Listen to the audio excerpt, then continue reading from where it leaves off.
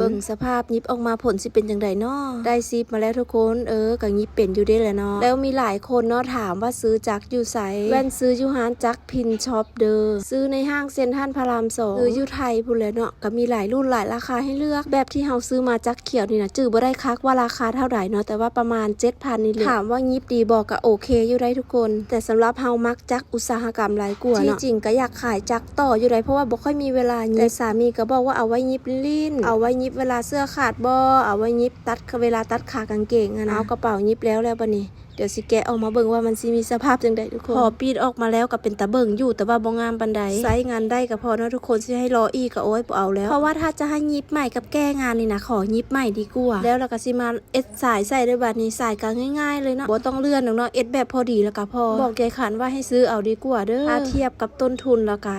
ซื้อเอาดีกว่ากระเป๋าซ้ำนี่มันก็สิราคาบ่แพงปานใดดอกแต่ในเมื่อเราอยากให้ลูกสาวเรายิบให้เนาะก็ยิบให้ก็ได้ประมาณนี้เลยทุกคนงามบ่สำหรับพายไปนาเนาะก็โอเคอยู่เนาะถามเองก็ตอบเองได้บัดนี้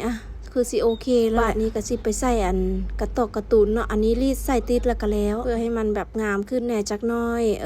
ติดแล้วก็ไปตาเปิงอยู่บัดนี้ซิปก็ใช้งานได้เนาะแต่ว่าหุดยางแน่จักน้อยทางเทิงส่วนแว่นนี้มีกระเป๋าลายใบแหงพุ่นทุกคนเดี๋ยวมื้อนี้สิมาแจกกระเป๋าใบที่บ่ค่อยได้ใช้ให้ FC ขอคนที่บ่รังเกียจของที่แว่นใช้แล้วเพราะว่าบางหน่วยก็ใช้ 2-3 เทื่อนึงไผสิเอาเม้นว่าฮับมาเด้อขอสุ่มแจกในคลิปหน้าย้ำว่าขอคนที่บ่รังเกียจเด้อ